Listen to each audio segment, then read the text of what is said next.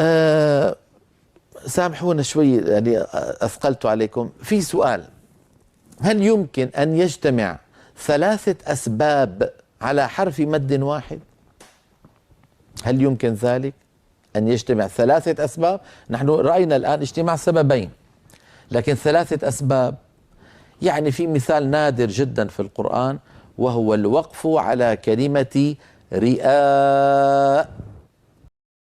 تأملوا هذه الكلمة رئاء الناس. لو وقفنا على كلمة رئاء اضطرارا أو اختبارا، لا يتعمد الوقف عليها، لأن الوقف عليها ليس بتام ولا كافي بل ولا حسن، هو ما يعني وقف قبيح، لكن الإنسان اختبر اضطراري أو اختباري.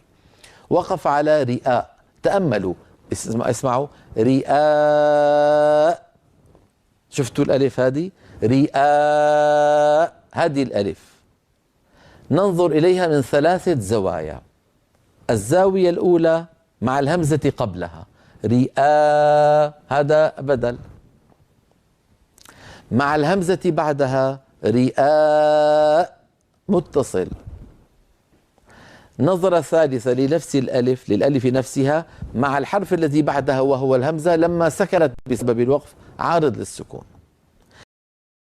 إذا ألف رئاء عند الوقف عليها ينطبق عليها ثلاث تعريفات. ينطبق تعريف البدل، تعريف المتصل، تعريف العارض للسكون. ثلاثة أسباب على حرف مد واحد، هذا حالة نادرة جدا. ماذا نفعل أيها الإخوة؟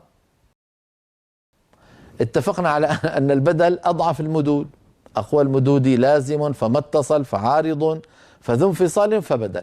طالما أن البدل أضعف المدود وهو حالة خاصة من الطبيعي بمقدار حركتين، رئاء نهمله. شو بقي عندنا؟ بقي عندنا متصل وعارض السكون. نطبق عليه ما مر معنا من القاعدة التي شرحتها منذ قليل في صورها التسع، اجتماع المتصل والعارض السكون. هذا الذي قلته نستطيع أن نراه على اللوحة التالية: اجتماع المتصل والبدل والعارض السكون.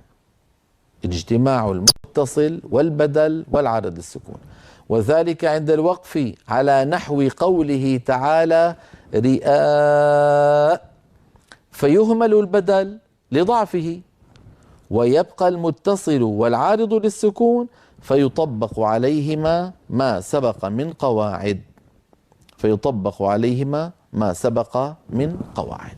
هذا ما يتعلق باجتماع ثلاثة أسباب على حرف مد واحد، وقلت هذا نادر جدا.